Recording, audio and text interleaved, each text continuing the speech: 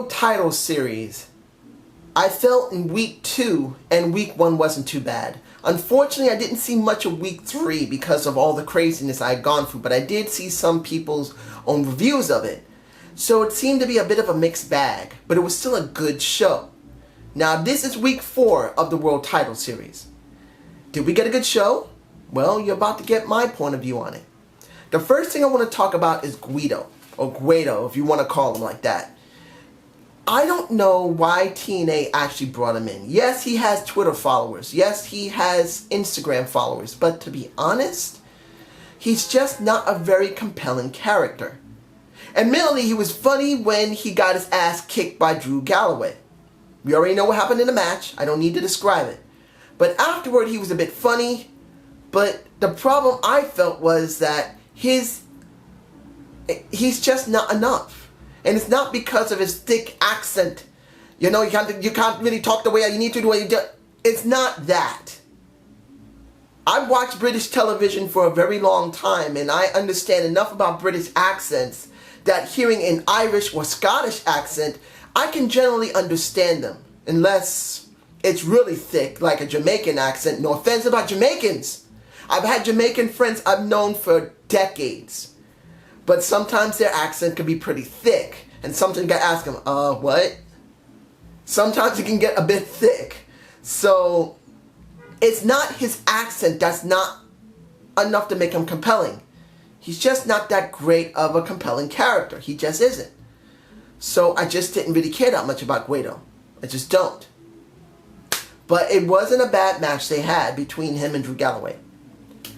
The next thing, O'Shea versus Crazy Steve. I don't know why they're still doing the Crazy Steve thing. He's funny-ish, but he's just not there.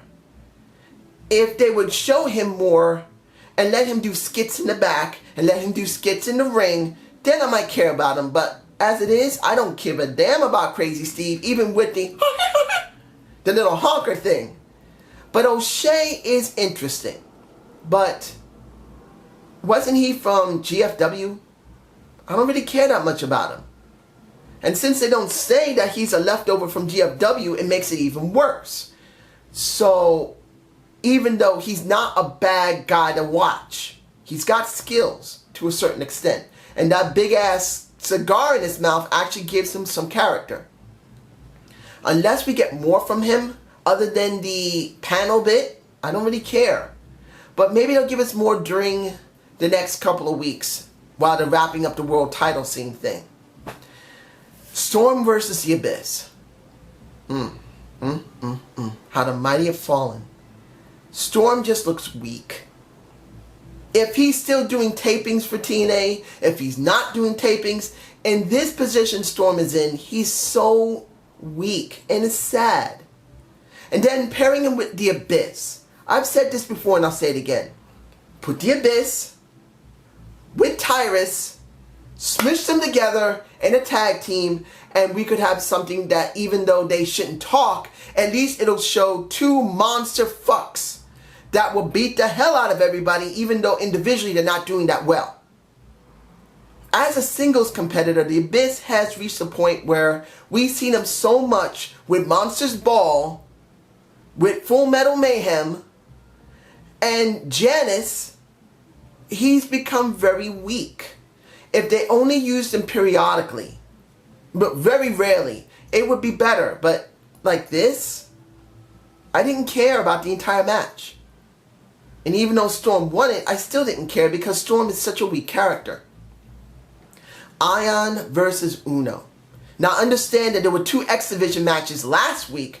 Now I wish I had seen it, and right now I could go and review it, but I just have no real interest right now in that.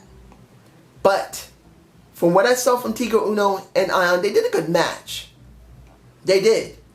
But Ion is the only person I really care about in this situation. Not because Tigre Uno is a worse wrestler than him. But Ion is more interesting because of the DJ Z and the bromance stuff. That's the only reason I care about him, because he had so much prominent time on screen. So when I think of someone who's been seen, one of the few people I've seen is DJ Z. He's had the most time to be shown. And I don't even remember who won, to be honest. I don't know who won that match. I forgot. If it was DJZ, if it was Uno, I don't know. But the point of the entire situation is that I should know. And I should care, because I do care about the X Division. Now, we have 2 matches left. The first match you're going to be surprised about. To me personally, that was the second best match of the night. And that was Matt Hardy versus Robbie E. I know. What? I'll give it to you in this respect. When Robbie E had to turn face, and he got his ass kicked by Jesse Goddard. Sorry. That gave us something a little different from him. And as much as people still believe him as a jobber, and he generally is still a jobber, you cannot deny that he has improved himself. Kind of like a Nikki Bella. You don't like Nikki Bella all the time. And I'm being honest here. I'm not a Nikki Bella fan. If I had to choose between Robbie E and Nikki Bella, I would always choose Robbie E over Nikki Bella, even though Nikki Bella has a nice pair of titties that I wouldn't mind putting in my mouth. With no disrespect, ladies. You understand what I mean?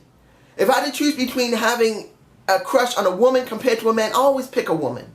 But if I'm looking at this from a point of view as someone who has more improvement, I would have to choose Robbie E in this respect.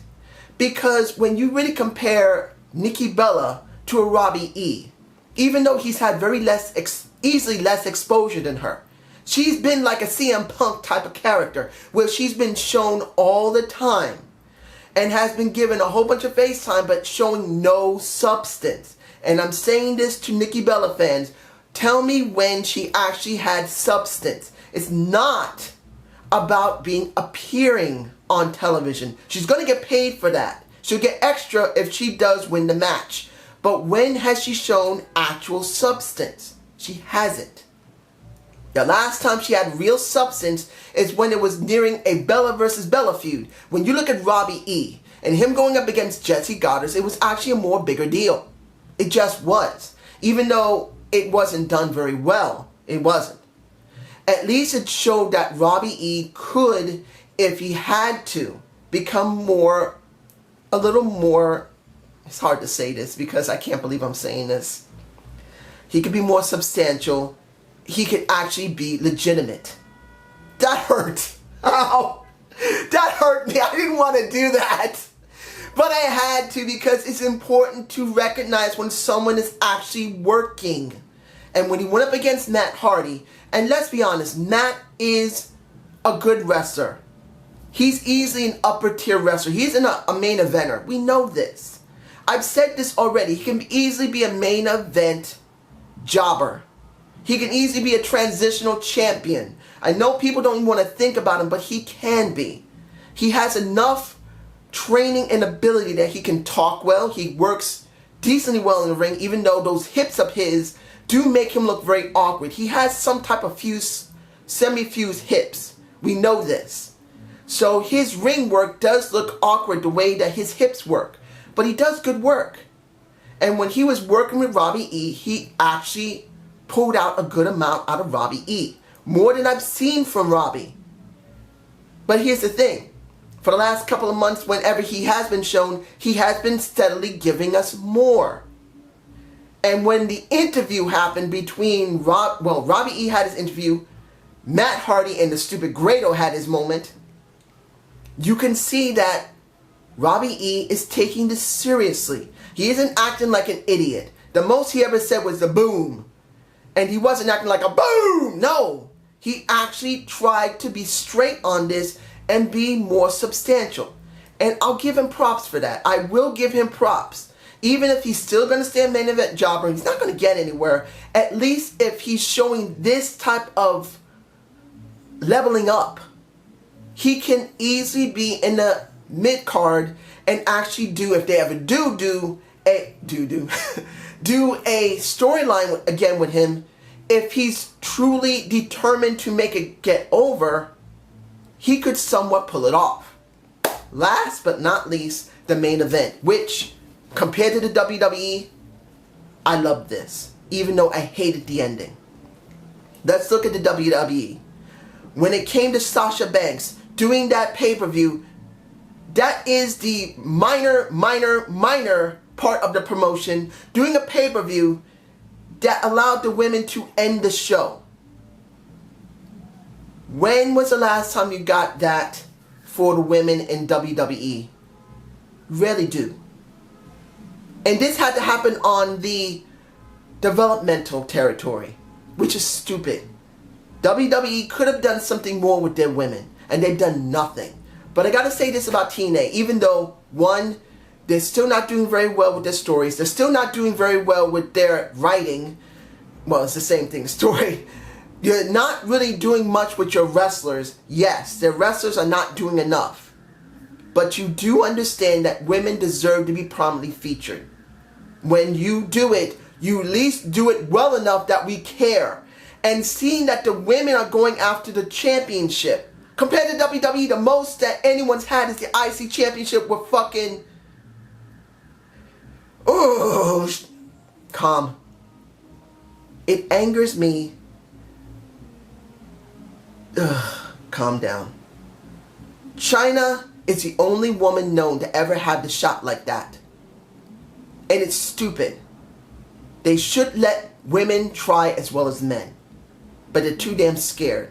But at least here, we get that. And it's Awesome Kong versus Gail Kim. And it was a good match until Gail Kim won it. Why? Why? If you really want to give us something new, TNA, put Awesome Kong in the main title picture. Allow Awesome Kong to win the last 2 matches that are allowed. If she's even allowed to do 2 more matches. And let her win. Why do we care about Gail Kim? She's too freaking small to contend with the male wrestlers. Awesome Kong actually has the ability to wrestle men near her size. Yes, she's not muscled out. She's not a China. She's not as big as them. She's at least as tall as them. She's nearly 6 foot tall. So, or at least 6 foot tall. So she can actually contend with them. She can take a bump because she's a thick, strong woman. So why in the blue fuck would TNA be stupid enough to let Awesome Kong lose this? Now, of course, if she still has a chance to win 2 more times, she could get into the main title picture and be in the last set of people to go for the title. And I'll be happy if they did that. Even if Awesome Kong didn't win, I want to see Awesome Kong go up against maybe a Bobby Roode. Hell, Austin Aries. Hell, you could put her up against Tyrus, for goodness sake. I'm not saying that they're actually doing it because he's not in that right now. But I'm just saying that Awesome Kong is a big enough of a woman that she could pull that off and really give TNA something different. Because right now, as it stands, the show was not bad. The wrestling matches weren't bad. The backstage segments were not bad. The interviews were not bad. When it came to the Pope and Josh Matthews, sometimes they kind of botch a little bit between each other when they're trying to intermingle during some of the matches, but it wasn't bad. I liked this show, but I hated the ending. I felt it was dumb. But this is my point of view. How do you guys feel? And I hope you enjoyed the Zane's view. Please give me a comment below. Right after I upload this, maybe later tonight, I will be uploading my Alberto Del Rio debate of the week and what I felt. And I'm going to be honest, I was really shocked to see Alberto there. And that'll kind of relay over there my concerns for him. At least I believe it will. So you guys have a good day and have a good night. Peace out!